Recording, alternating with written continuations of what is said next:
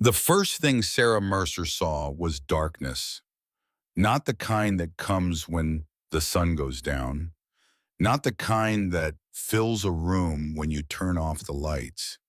This was a deeper darkness, the kind that sits underground for decades, untouched by time, untouched by air, untouched by anything living. She stood at the edge of a steel hatch buried in the earth behind an old barn. Her flashlight cut a narrow beam into the black space below. Cold air drifted upward from the opening, carrying the smell of rust and sealed concrete. Beside her, a Belgian Malinois stood with ears forward, eyes locked on the hole in the ground, as if guarding the entrance to another world. Sarah's hands were trembling. Not from fear. She had spent 15 years in places where fear was a luxury no one could afford. Her hands trembled because of what lay beneath her feet, something no one had seen in decades, something worth more than the entire town surrounding this broken piece of land, something worth $11 million. dollars. But that moment did not happen overnight. It did not arrive without cost. And to understand how Sarah Mercer ended up standing over a buried fortune on a farm the whole world had given up on, you need to go back 5 months earlier, to the day everything started falling apart, and the day everything quietly began to come together. 5 months before the vault, Sarah Mercer sat in a small apartment in Virginia with the blinds drawn and the lights off. The television was on, but the volume was muted. She had stopped caring what was on the screen weeks ago. The only sound in the room came from the guy lying beside the couch. Coda breathed slowly, his large brown eyes open, watching her without moving. He always watched her. That was what he had been trained to do, not just to detect explosives or track targets through hostile terrain. Coda had been trained to watch his handler, to sense changes in breathing and posture in silence. And right now, he sensed what he had been sensing for months, that something inside Sarah was slowly breaking. She had served for a decade and a half in the United States military. Most of that time was classified. The missions she ran, the places she had been, the things she had done in the name of national security. None of it existed on paper that civilians would ever see. To the outside world, Sarah Mercer was just another veteran, a 41-year-old woman who had served her country and come home with nothing but a duffel bag, a military pension, barely enough to cover rent, and a dog the government no longer wanted. But to the people who had worked beside her, Sarah was something else entirely. She had been one of the most trusted operatives in a special operations unit that worked in places the news never mentioned. She had spent years in deserts so hot the air burned your lungs, and mountain ranges so cold your fingers stopped working within minutes, in cities torn apart by war, where every doorway could be the last one you walk through. She had survived all of it, every mission, every close call, every night spent wide awake in hostile territory, listening to the sound of her own heartbeat and wondering if it would be the last thing she ever heard. And then she came home. That was the part no one warned her about. The silence, the empty rooms, the way the world kept moving as if nothing had happened, while she stood still, trapped somewhere between the life she had lived and the life she was supposed to start living. Crowded grocery stores made her chest tighten. Car horns made her flinch. Sleep came in broken fragments, interrupted by images she could not erase no matter how many years passed. Coda was the only constant. The Belgian Malinois had been assigned to her during her final 2 years of service. He had walked beside her through some of the most dangerous corridors on Earth. He had detected threats before anyone else in the unit saw them coming. He had once thrown himself between Sarah and an explosive device buried beneath a dirt road in a place she was not allowed to name. The blast knocked them both off their feet. Coda took shrapnel in his left shoulder. Sarah carried him half a mile to the extraction point, bleeding from her own wounds, refusing to leave him behind. When Sarah's service ended, the military had no further use for a dog with a damaged shoulder and slowing reflexes. Coda was scheduled for retirement. In military terms, that often meant something far worse than it sounded. Sarah filed the paperwork to adopt him before anyone could make a different decision. Now they sat together in a dark apartment in Virginia, two soldiers with nowhere left to go. It was a Tuesday night in October when Sarah found the listing. She had not been sleeping. Sleep had become a negotiation she lost most nights. Instead, she sat on the floor with her back against the couch, scrolling through her phone with no real purpose. Coda lay across her feet, his warmth steady and familiar. She had been looking at rural property listings for weeks, not because she had a plan, not because she had money, but because staring at photographs of open land and quiet farmhouses gave her something the apartment could not: space, distance, room to breathe. Most of the listings were far beyond what she could afford. Small farms in Virginia, North Carolina, Tennessee, 20 acres here, 40 acres there. Prices that started in the hundreds of thousands and climbed higher. Sarah scrolled past them the way you scroll past lives you know you cannot have. And then she saw it. A single photograph, a farmhouse with peeling white paint and a sagging porch. A red barn leaning slightly to the left. Dry grass stretching out toward a line of pine trees in the distance. Rusted fencing, an old tractor half buried in dirt near the barn.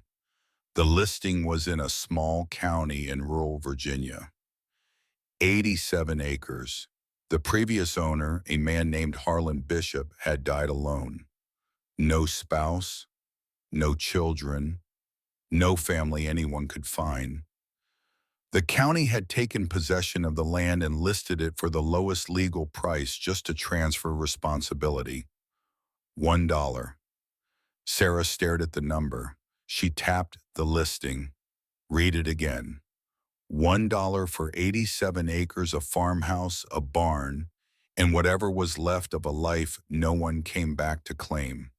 She did not sleep that night, but for the first time in months, it was not because of nightmares. The drive took 4 hours. Sarah left before sunrise with Coda sitting in the passenger seat of her old truck, his nose pressed against the window, watching the world blur past. The highway gave way to smaller roads. The smaller roads gave way to two-lane stretches lined with trees that had already begun to change color. Orange, gold, deep red. Autumn had arrived while Sarah was not paying attention. The town nearest to the property was called Jessup. Population just under 900. One gas station, one diner, a small hardware store, a post office, a church with a white steeple visible from the main road. The kind of place where everyone knew everyone and strangers were noticed before they even parked their cars. Sarah stopped at the gas station to fill up and ask for directions. The attendant, a man in his 60s with sun-worn skin and oil-stained hands, looked at her truck, then at the dog in the front seat, then back at her. She asked about the Bishop property. The man's expression shifted. Not dramatically, just a slight tightening around the eyes, the way people look when you mention something they would rather not talk about. He gave her directions. Simple enough. 4 miles past the church left on a gravel road, follow it to the end. But before she turned to leave, he said something that stayed with her. "You sure about that place, ma'am?" Sarah did not answer. She got back in the truck and drove. The gravel road was rough and narrow, flanked on both sides by dense woods. Branches scraped the sides of the truck as it bounced along the uneven surface. Coda sat up straight or alert, his ears rotating like satellite dishes picking up signals Sarah could not hear. When the trees finally opened up, Sarah saw it. The farm looked worse than the photograph. Much worse. The farmhouse stood at the center of the property, like something left behind by a retreating army. The white paint had peeled away in long strips, exposing gray wood underneath. The porch sagged on one end. Several windows were cracked or missing entirely. The front door hung slightly open as if the house had exhaled and never bothered to close its mouth again. The barn stood about 100 yards to the right. It leaned noticeably to the left, its red paint faded to a dull rust. Part of the roof had caved in. Tools and rusted equipment were scattered around its base like bones. Beyond the buildings, the land stretched out flat and dry. 87 acres of brown grass scattered rocks and silence. A line of tall pine trees bordered the far edge, standing dark and still against the gray sky. Sarah turned off the engine. For a long moment, she just sat there staring through the windshield. Then Coda whined softly beside you. Not a complaint, more like a question. Sarah opened the door and stepped out. The air hit her immediately. Cool, clean, carrying the faint scent of pine and damp earth. No traffic, no sirens, no voices, just wind moving through grass and the distant call of a bird she could not see. Coda jumped down beside her and stood surveying the land with the same focused attention he had given every new environment they had ever entered together. His nose worked the air, his ears tracked sounds, his body was calm but ready. Sarah looked at the farmhouse. She looked at the barn. She looked at the endless stretch of land disappearing toward the tree line. It was broken, neglected, forgotten. She understood that feeling. She bought the farm the next day. The paperwork was simple: a single form, a single dollar. The county clerk, a woman with reading glass, and an expression that suggested she had seen this kind of foolishness before, processed the transaction in under 10 minutes. Word spread fast in Jessup. By the end of the week, everyone in town knew that someone had finally taken the Bishop property. A woman, a veteran, living alone with a deed on the most worthless piece of land in the county. The reactions were predictable. Some people felt sorry for her. Some people laughed. A few made bets on how long she would last before giving up and walking away. The general consensus was that Sarah Mercer had made the worst decision of her life, and the land would swallow her whole the way it had swallowed old Harlan Bishop. Nobody offered to help. The first week tested everything she had. The farmhouse was in worse condition than it looked from outside. The roof leaked in 4 places. The plumbing was rusted shut. The electrical wiring was so old it sparked when she tried the switches. Mice had claimed the kitchen. Birds had nested in the upstairs bedroom. The floorboards groaned under every step as if the house itself was in pain. Sarah slept on the porch that first night, not because she was afraid of the house, because the porch was the only place where the air was clean and she could see the sky. Coda curled up beside her, his body warm against the October chill. Stars appeared one by one overhead, more than she had seen in years. For the first time in a very long time, the quiet did not feel like a threat. Morning came cold and gray. Sarah started with the roof. She had no construction experience, but she had spent her entire adult life solving problems under pressure with limited resources.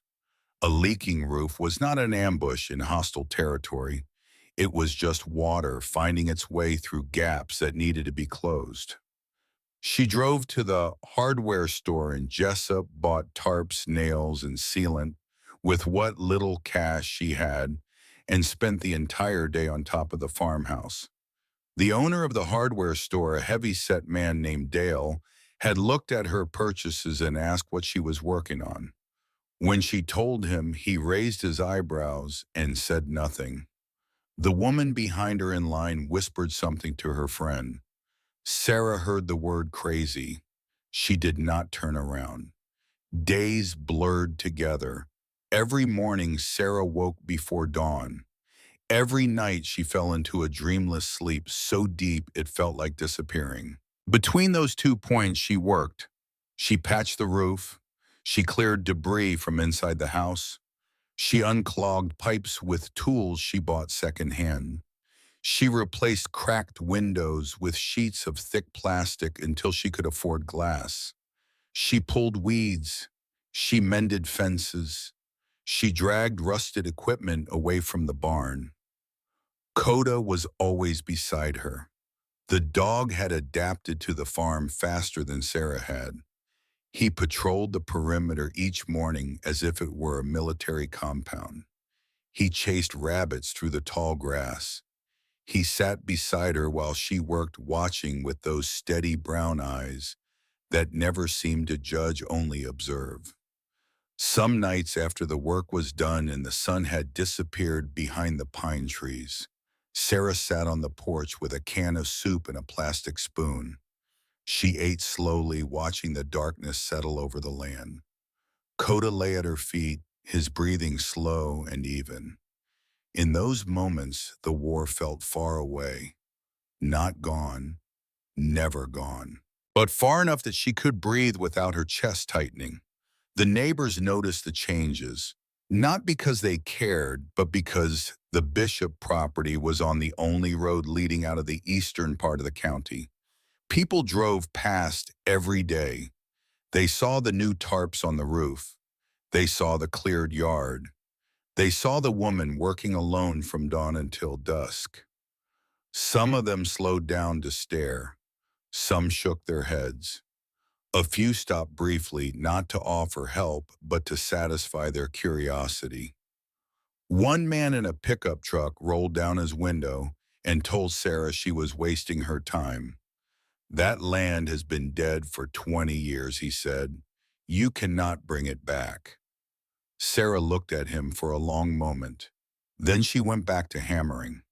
3 weeks after she arrived, she met Eugene Tate. It happened on a Saturday morning.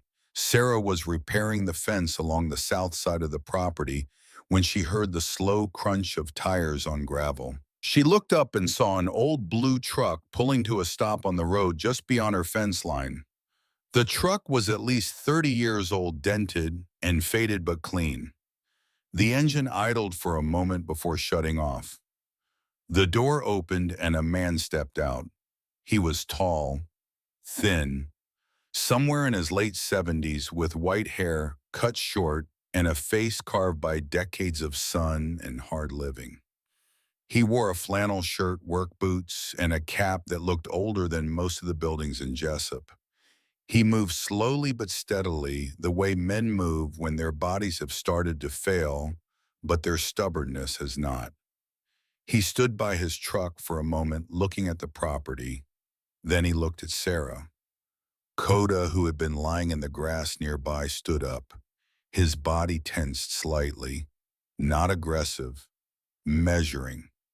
The old man looked at the door and nodded once as if acknowledging a fellow soldier. Then he looked at Sarah again and spoke. My name is Eugene Tate. I live about 2 miles east of here. Been living there for 43 years. Sarah waited. Eugene took a slow breath and looked across the property. His eyes moved from the barn to the farmhouse to the fields beyond. Something shifted in his expression, something that looked like memory.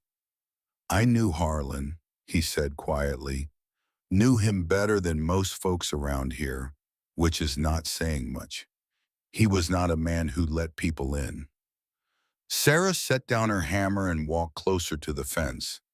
Eugene met her eyes. His gaze was steady, direct, the kind of look she recognized from men who had seen combat and never fully come back from it. People in this town thought Harlan was strange.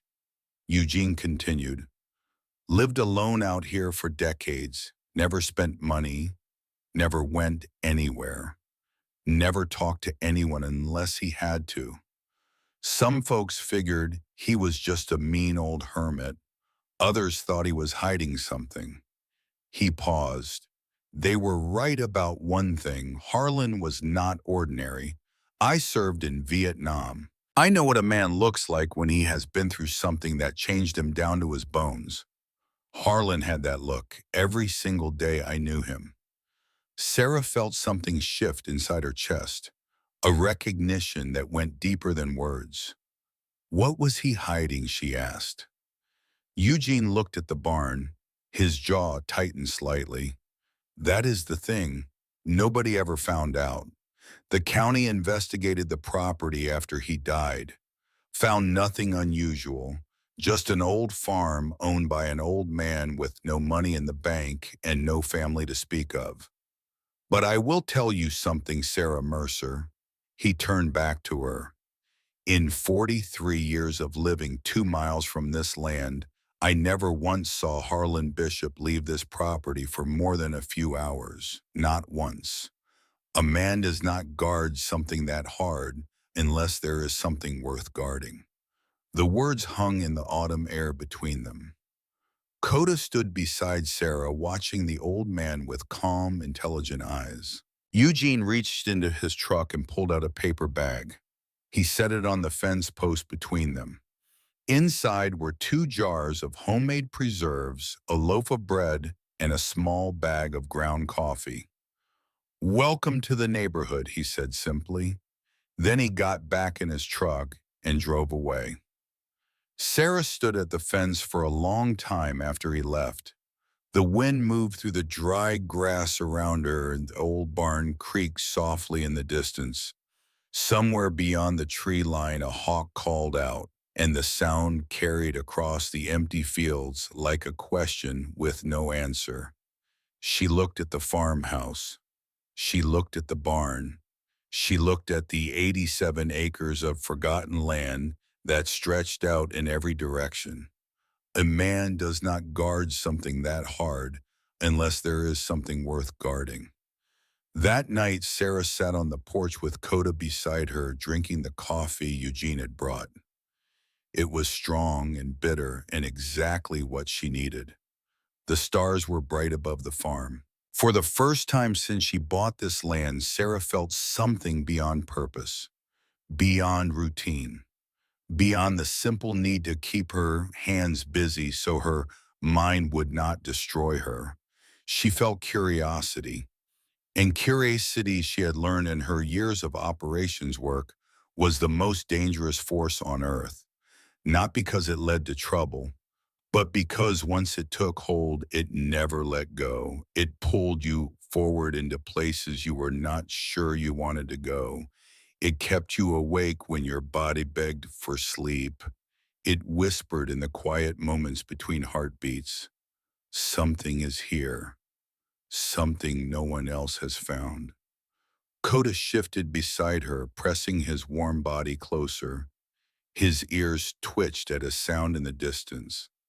An owl, a branch breaking, something moving through the trees at the edge of the property. Sarah rested her hand on the dog's head. We will find it, she said quietly. Coda's tail tapped once against the wooden porch. The night settled around them heavy and still, and the old farm held its secrets a little while longer. Winter came early that year. The first frost arrived in the second week of November, covering the farm in a thin white sheet that made the dead grass look almost beautiful. Sarah woke before dawn, as she always did, her breath visible in the cold air of the farmhouse bedroom. She had finally moved inside after spending nearly 3 weeks sleeping on the porch.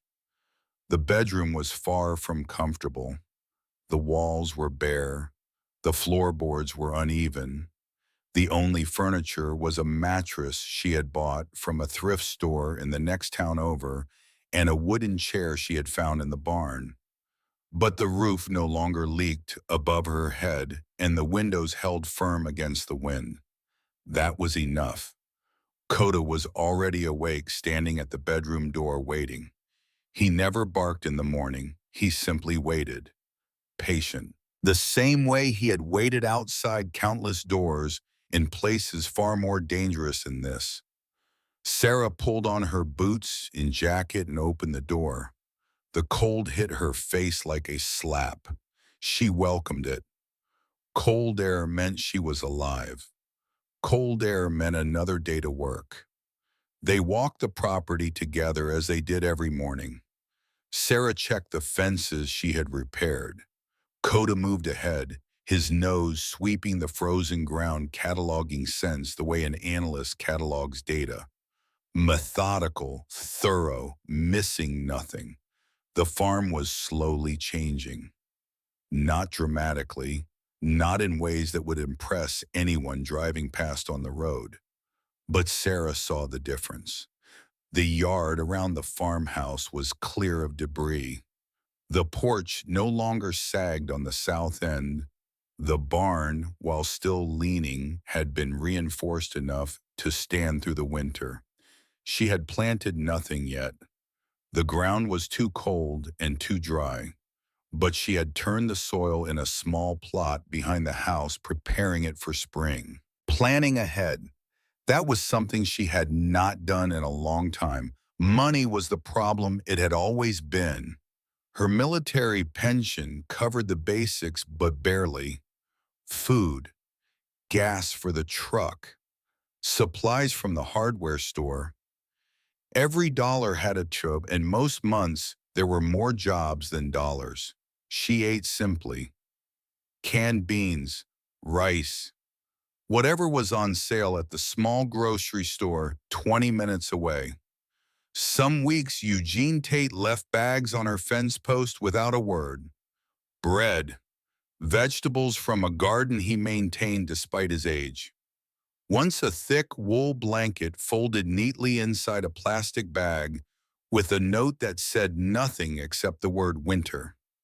Sarah never thanked him directly. Eugene never seemed to expect it. They had developed a language between them that did not require many words. He stopped by once or twice a week. Sometimes they talked. Sometimes they just stood at the fence line looking at the land, sharing the kind of quiet that only people who have survived something terrible can share without it feeling empty. He told her about Vietnam in small pieces, never the whole story, just fragments, a river crossing in the dark, the sound of rain on a metal roof in a base camp he could no longer name. A friend who did not come home. He never asked Sarah about her service. He did not need to. He could see it in the way she held herself, the way her eyes scanned every room before she entered, the way she never sat with her back to an open door.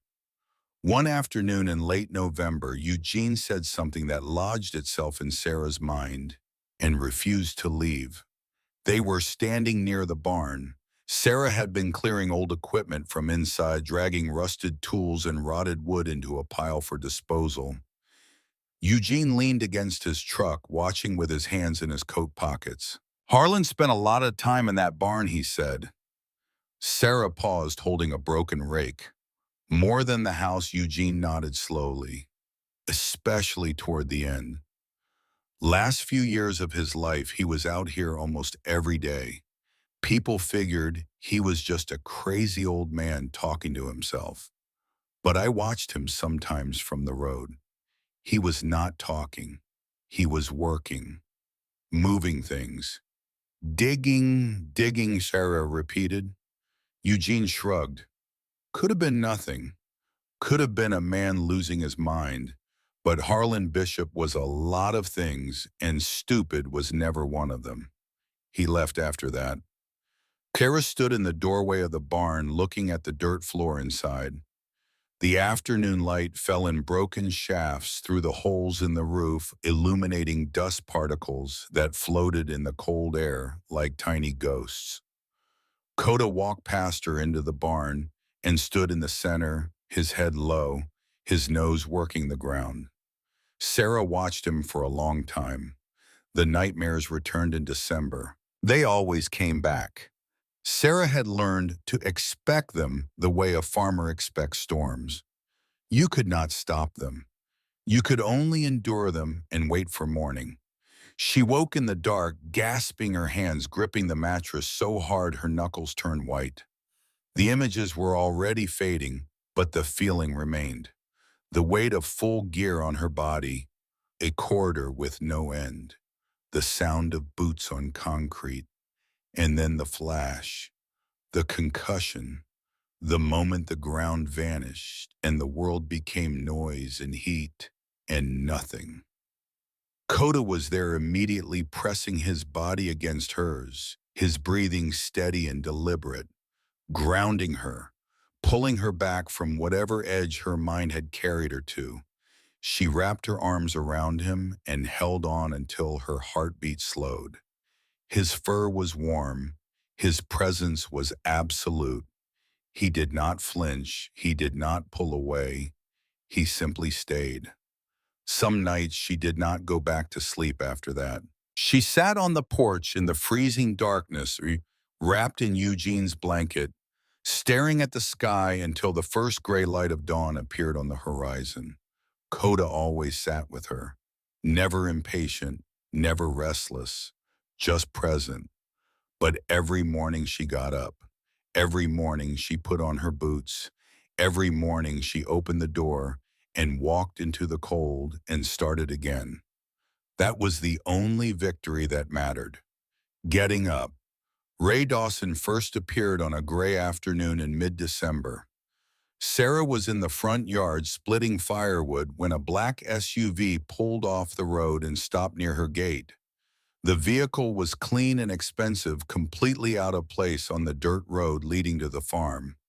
The engine idled for a moment before the driver's door opened. The man who stepped out was in his late 50s, tall, broad across the shoulders but soft around the middle. He wore a dark jacket over a collared shirt and boots that had never touched actual farm dirt. His hair was silver and combed back neatly. His face had the kind of confidence that comes from decades of getting what you want. He stood by his vehicle for a moment, looking at the property the way a buyer looks at a house, not with curiosity, with calculation. Sarah set down the axe and waited. The man walked toward her with his hand extended and a smile that did not reach his eyes. "Ray Dawson," he said. "I own a fair amount of land around this county. Been here most of my life. Heard someone finally took the Bishop place and wanted to come introduce myself." Sarah shook his hand briefly. His grip was firm and deliberate, the kind of handshake meant to establish something. She told him her name and nothing else. Ray looked around the property slowly. His eyes moved across the farmhouse, the barn, the cleared yard, the stacked firewood. He nodded as if confirming something he already believed. "You have done some work out here," he said. "I will give you that. But you and I both know this land has been dead a long time. Soil is no good. Buildings are falling apart. Nearest town barely has enough people to keep the lights on. It is not the kind of place that rewards hard work, if you understand what I am saying." Sarah understood exactly what he was saying. She had heard versions of it from men like him her entire career. Men who measured the world in leverage and assumed everyone else did too. "I am not looking for rewards," she said. Ray smiled again. That same careful, empty smile. "Well, I respect that. But I also believe in being honest with people. I have been looking at this parcel for a few years now. Got plans for development on the east side of the county. This land sits right in the middle of what could be a very productive corridor. I would be willing to make you a fair offer, more than fair actually, enough to set yourself up somewhere comfortable, somewhere with heat that works and a roof that does not need patching every week. He paused, watching her face for a reaction. Sarah gave him nothing. I am not selling, she said. Ray's smile thinned slightly. He reached into his jacket and pulled out a business card. He placed it on the fence post beside him. Think about it, he said. No rush. But opportunities like this do not stay open forever. He got back in his SUV, turned it around on the narrow road and drove away. The sound of his engine faded slowly into the distance. Sarah picked up the card. She looked at it for exactly 2 seconds. Then she slid it into her back pocket and went back to splitting wood. Coda, who had been watching from the porch, lay back down and rested his chin on his paws. But Ray Dawson did not give up. He came back 2 weeks later, this time with a folder of papers, printouts showing property values, development projections, county zoning maps. He spread them across the hood of his SUV and talked for 20 minutes about growth corridors and investment returns in the future of the county.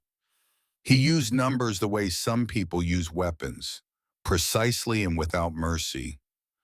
Sarah listened, not because she was interested, because understanding your adversary was the first rule of any operation. When he finished, she said the same thing she had said before. I am not selling. Ray's jaw tightened, just slightly, just enough for Sarah to notice. He collected his papers, smiled one more time, and left. He came back again in January. This time his tone was different, less friendly, more direct. You are sitting on land you cannot afford to maintain, he said. I have looked into the tax situation on this property. The county gave it to you for $1 because no one else wanted the liability. That does not mean the taxes go away. You are going to owe property taxes by next fall, and based on what I can see, you do not have the money to pay them.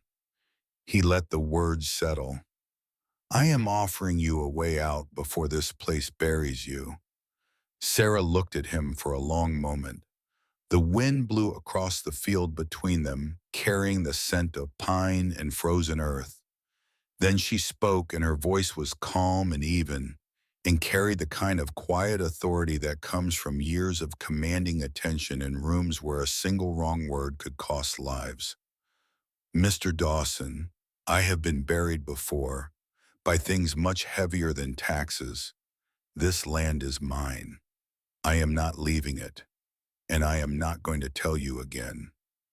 Something flickered in Ray's eyes, not fear, something closer to frustration mixed with the first hint of recognition that this woman was not going to bend.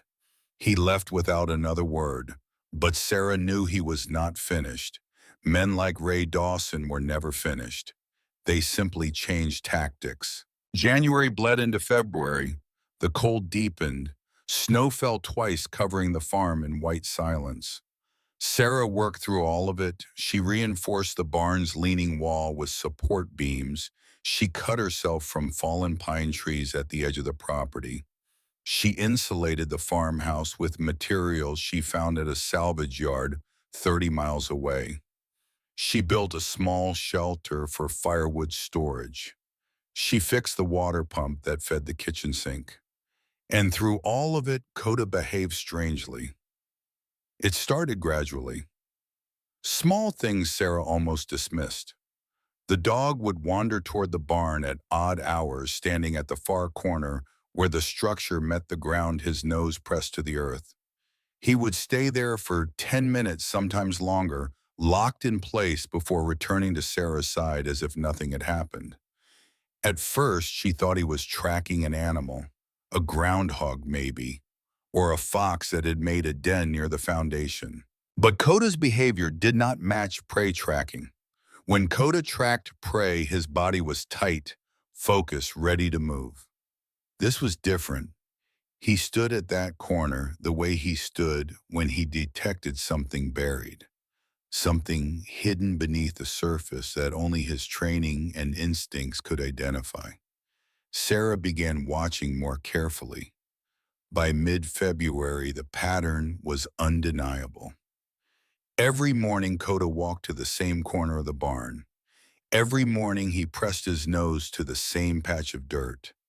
And every morning, he looked back at Sarah with an expression she had seen many times during their service together. An expression that said clearly and without ambiguity, "There is something here."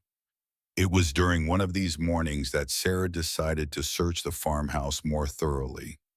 She had cleaned and repaired most of the rooms, but there were areas she had not examined closely.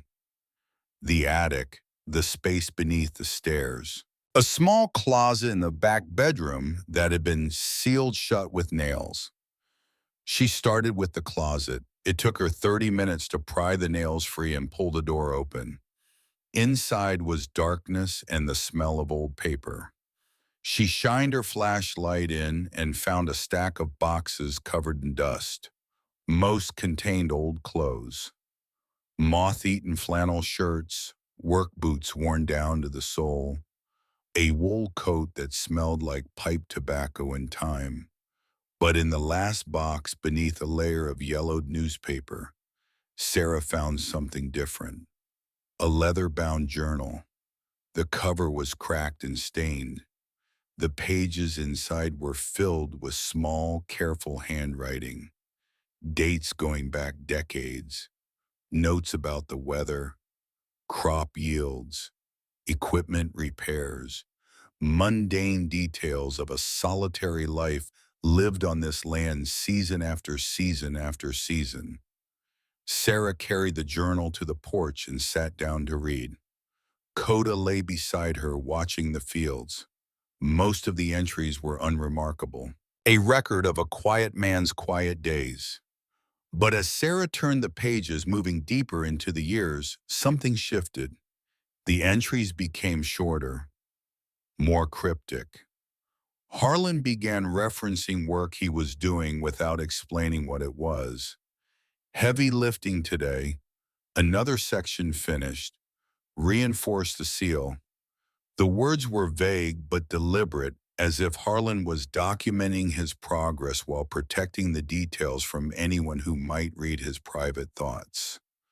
The final entry was dated 11 months before Harlan Bishop died. The handwriting was shakier than the earlier pages. The letters trembled slightly, written by a hand that had grown old and tired. Sarah read the last line 3 times. "Everything I built is where they will never look." She closed the journal slowly.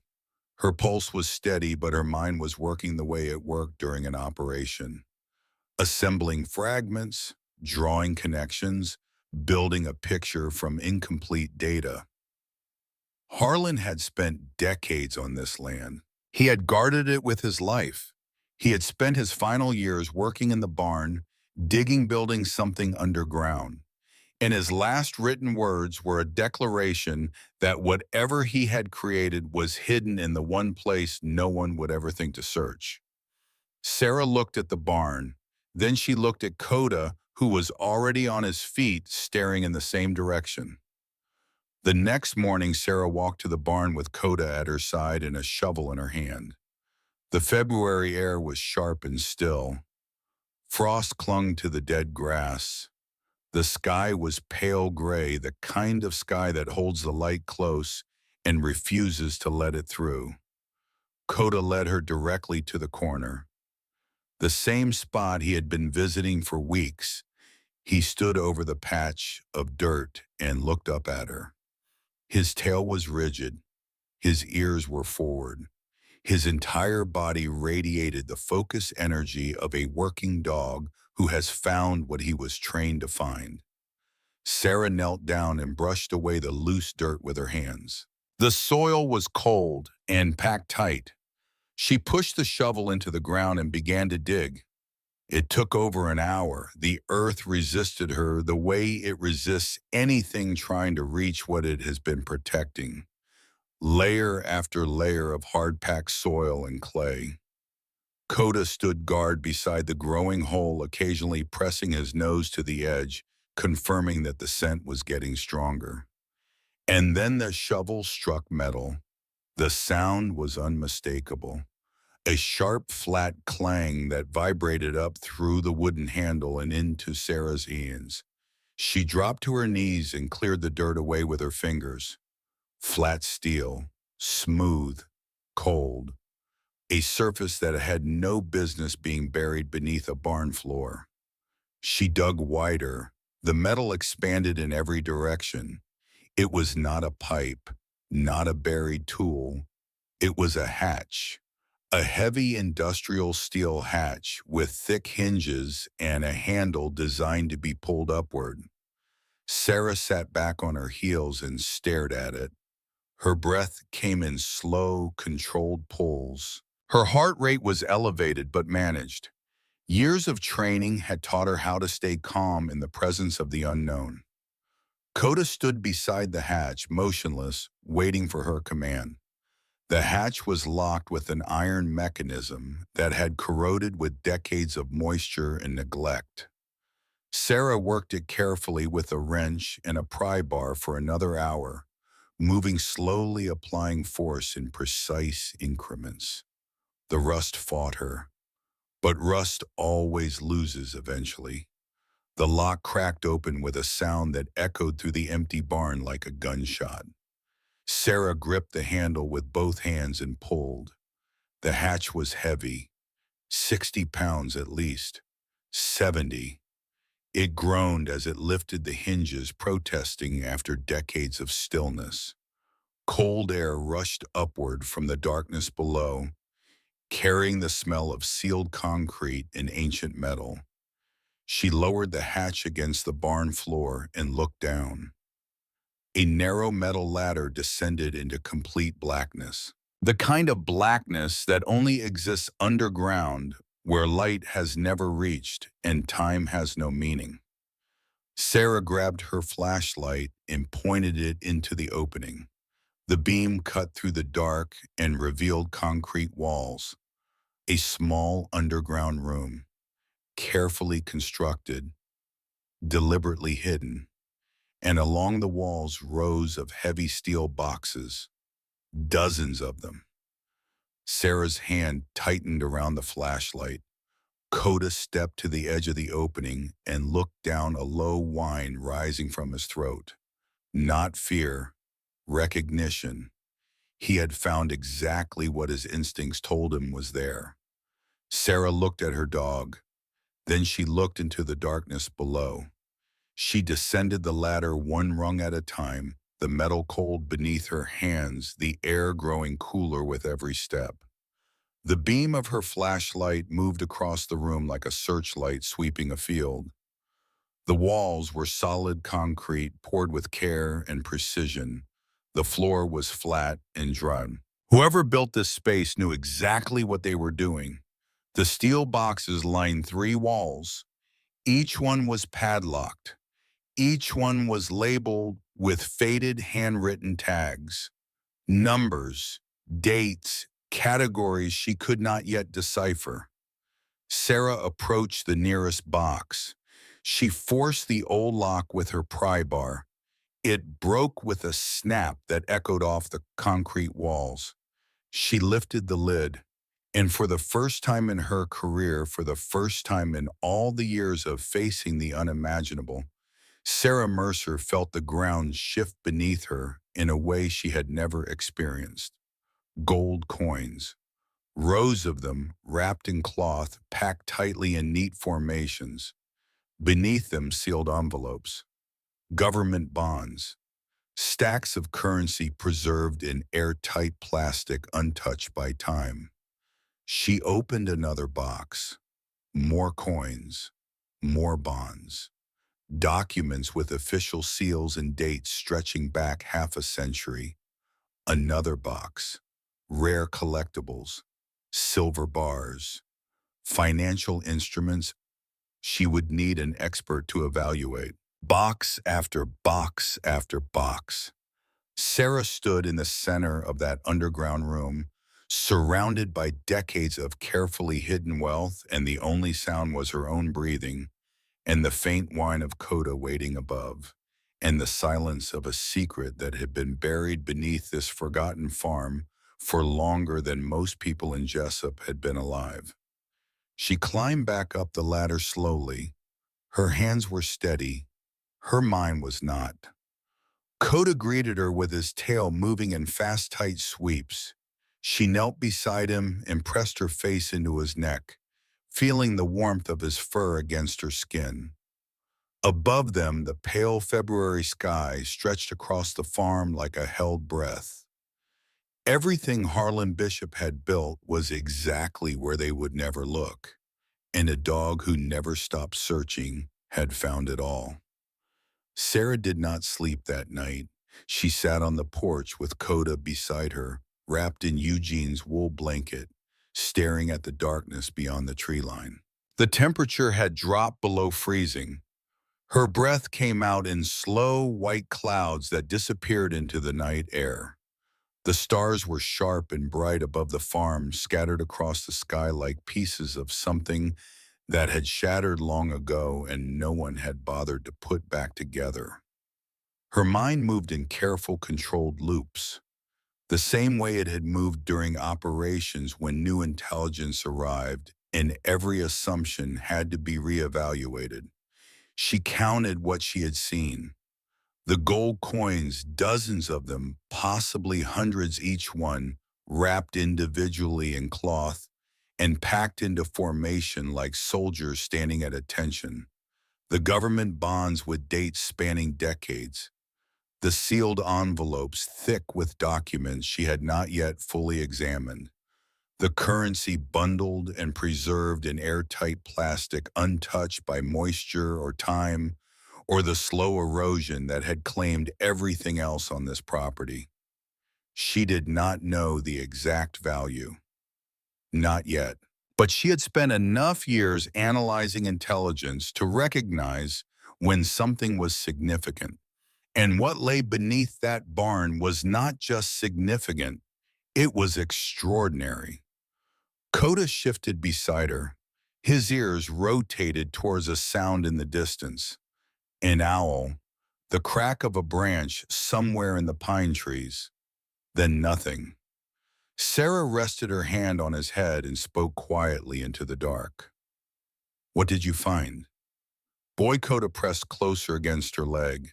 His answer was warmth and presence and the steady rhythm of breathing.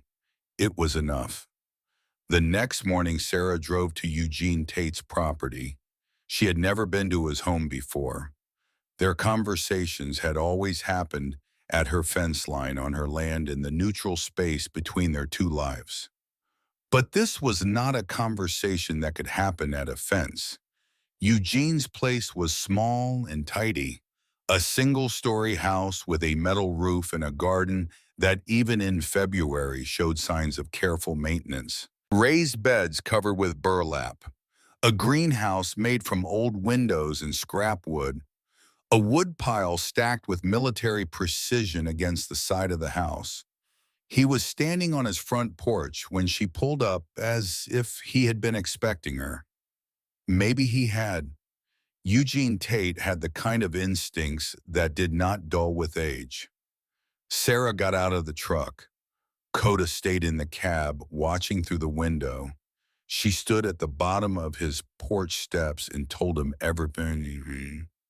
The hatch, the underground room, the boxes, what was inside them. She spoke clearly and without emotion, delivering the information the way she had delivered hundreds of briefings during her career.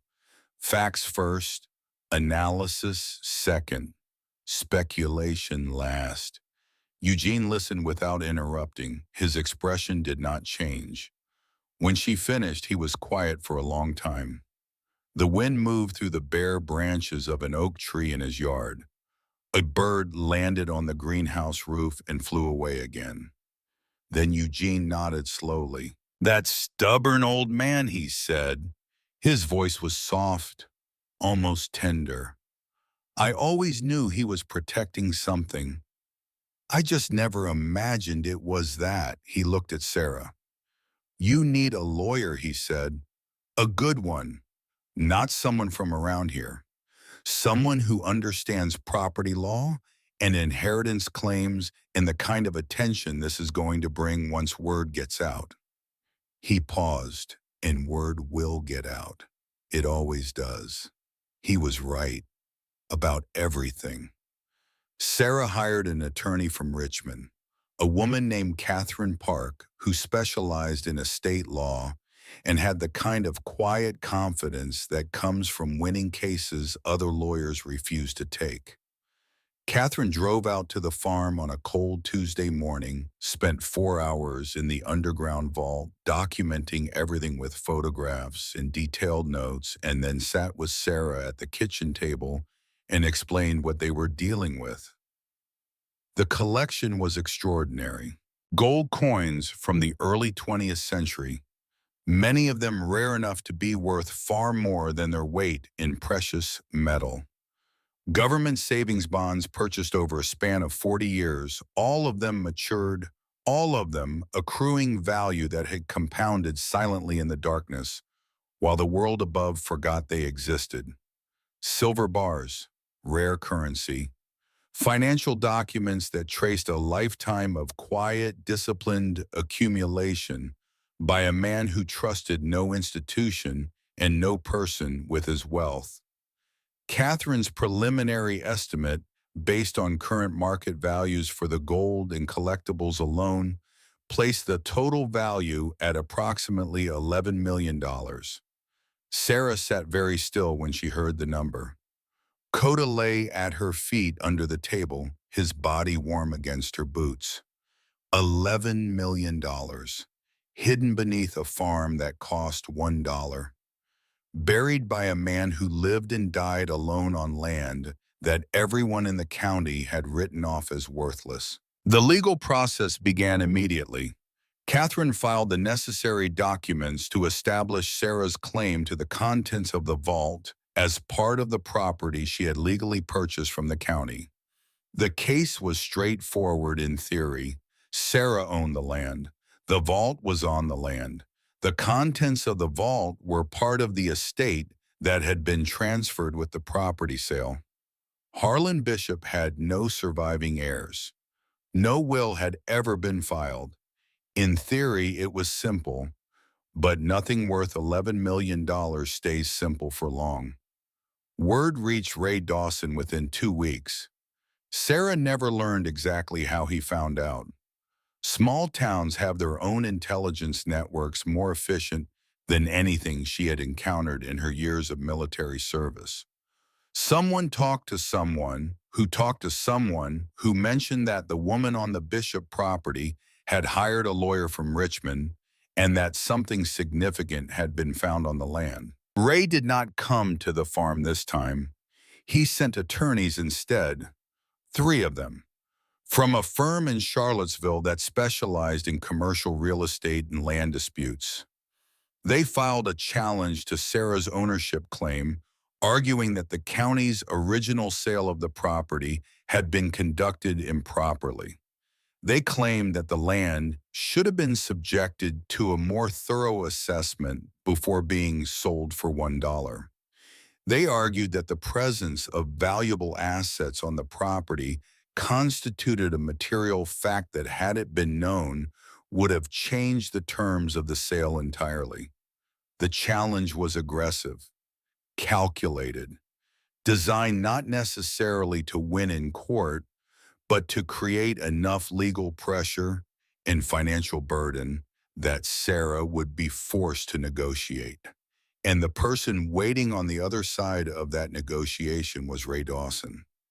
Catherine Park was not intimidated. She had faced worse. She filed a counter motion within a week, citing the legal principle that the county had conducted the sale in full compliance with local ordinances governing abandoned properties. The sale was public.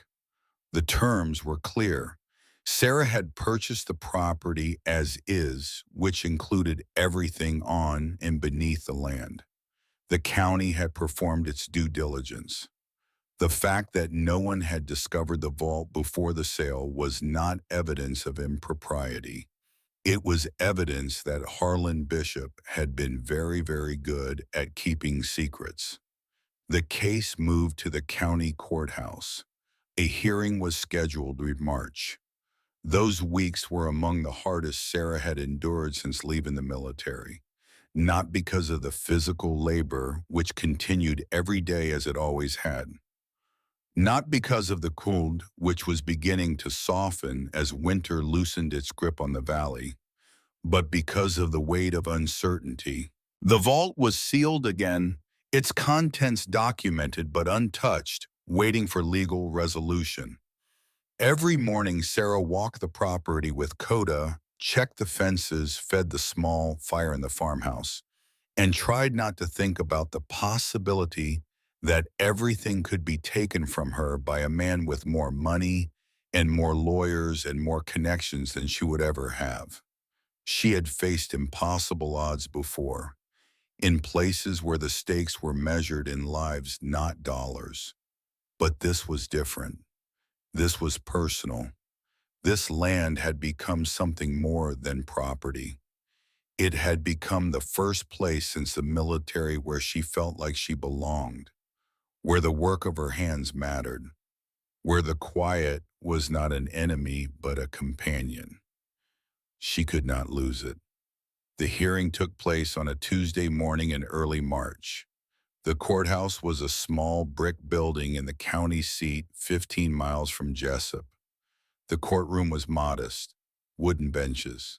A judge's bench that had been polished so many times the wood shone like dark water, an American flag standing in the corner. Ray Dawson sat on one side with his 3 attorneys. He wore a dark suit and an expression of patient confidence. He did not look at Sarah when she entered. Sarah sat on the other side with Catherine Park. She wore the cleanest clothes she owned. Her hands rested flat on the table in front of her, steady, still. The arguments went back and forth for over an hour. Ray's attorneys presented their case with polished precision. Improper sale procedures, failure to assess hidden assets. The suggestion never stated directly, but clearly implied that someone at the county level had been negligent or perhaps even complicit in allowing a valuable property to be sold for virtually nothing. Catherine dismantled each argument methodically. She presented the county records, the public listing, the legal timeline, the documented chain of ownership. She demonstrated that every step of the process had followed established law. But the moment that changed everything came near the end of the hearing. Catherine called Eugene Tate to the stand. The old man walked to the front of the courtroom slowly. He wore a clean flannel shirt and pressed trousers. His white hair was combed neatly. He sat down in the witness chair and placed his weathered hands on his knees.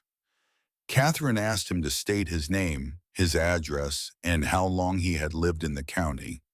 Eugene Tate, 2 miles east of the Bishop property, 43 years. She asked him if he had known Harlan Bishop. I did, better than anyone in this room. She asked him to describe Harlan's relationship with his property. Eugene looked at the judge, not at the attorneys, not at Ray Dawson. At the judge. Harlan Bishop came to this county in 1968, Eugene said. He bought that land with cash and never took a loan against it. He worked it alone for over 50 years. He did not trust banks. He did not trust the government. He did not trust people, mostly because people had given him plenty of reasons not to. Eugene paused. His voice was steady but carried the kind of weight that only decades of lived experience can produce. Harlan was a veteran. He served in Korea. He came home with medals he never showed anyone and wounds that never fully healed. He spent the rest of his life on that farm because it was the only place he felt safe. Everything he earned, everything he saved, everything he built, he put into that land. Not because he was crazy, because that land was the only thing in his life that never betrayed him. The courtroom was silent. Eugene continued, "When Harlan died, nobody came for him. No family, no friends.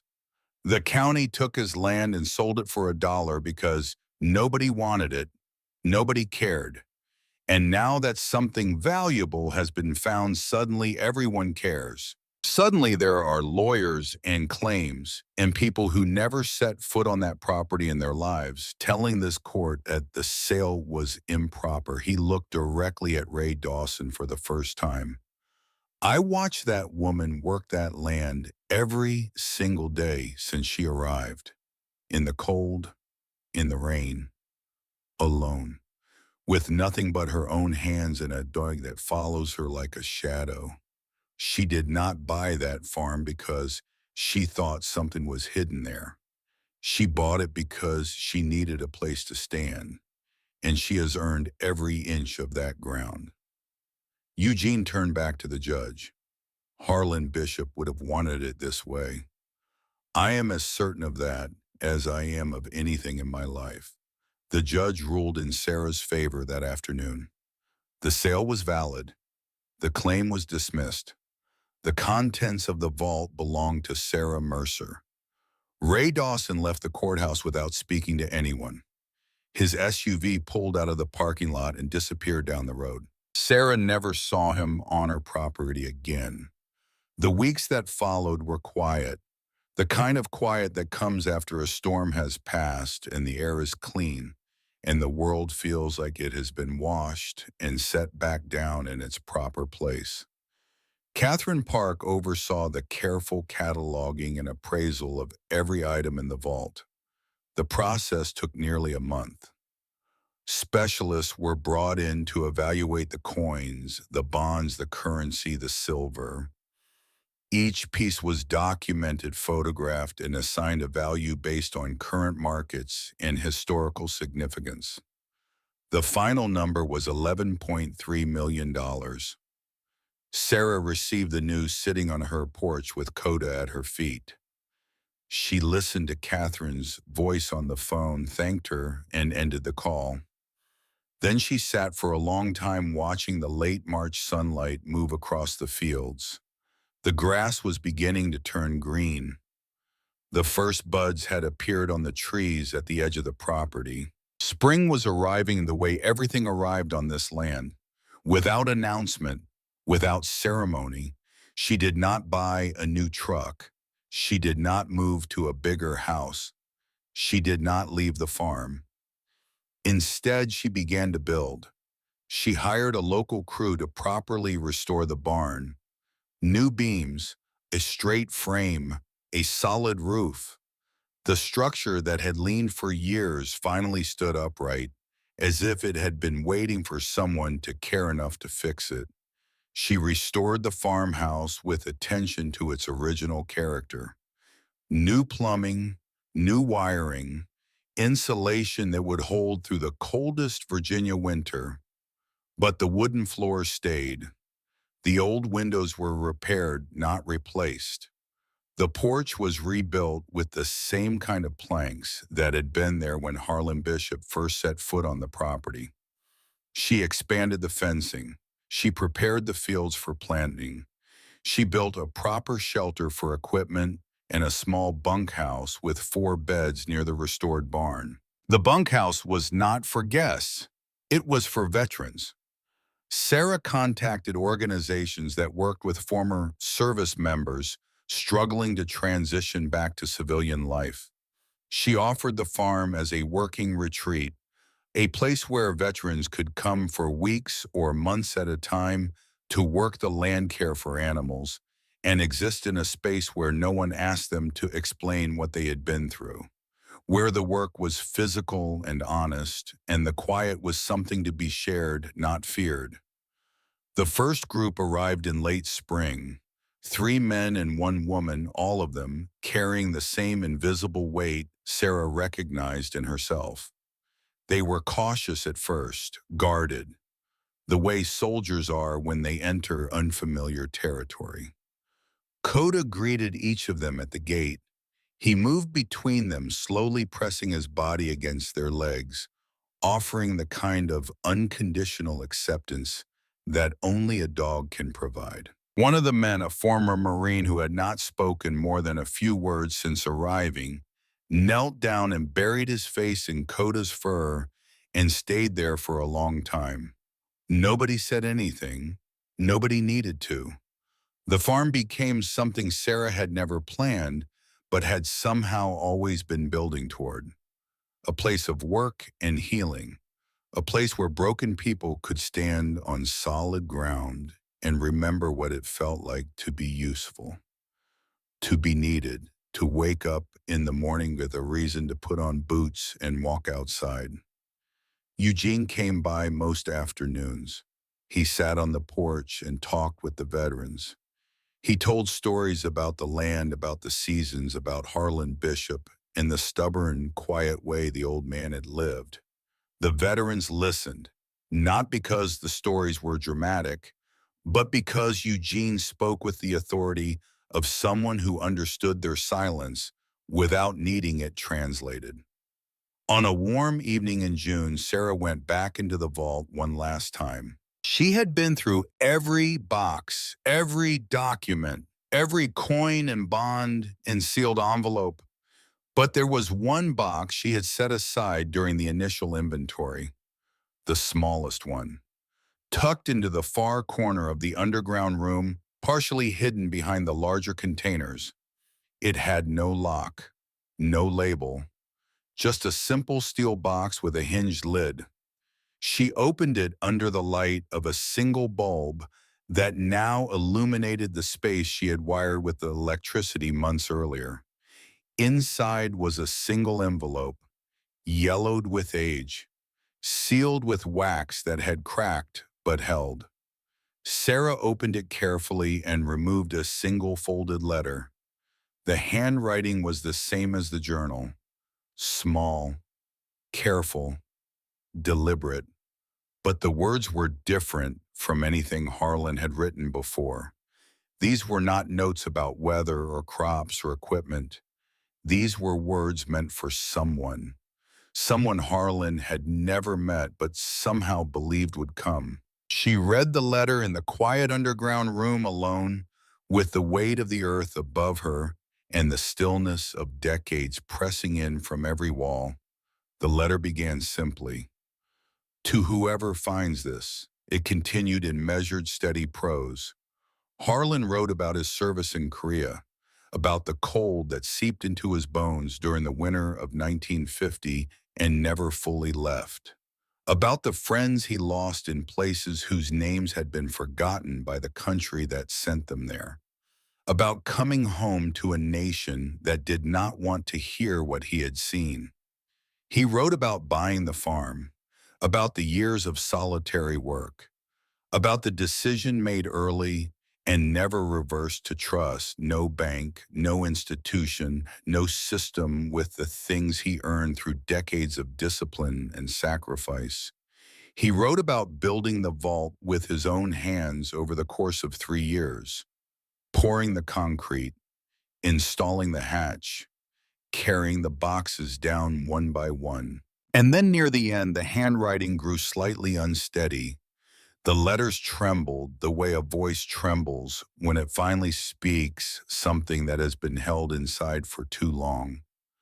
I have no one to leave this to, no family, no heir. I thought about giving it to the county, but the county never cared about this land.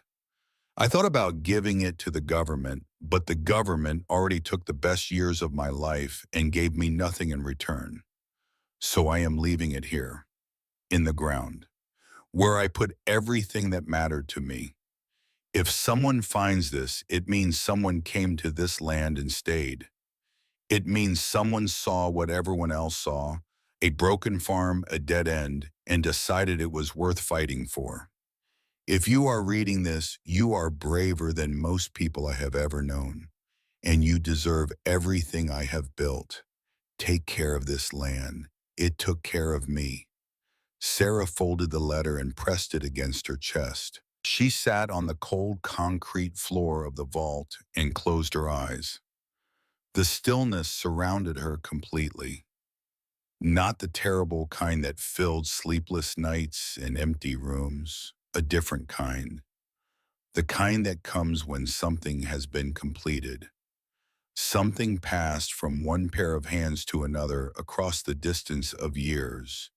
She climbed the ladder and emerged into the warm June evening.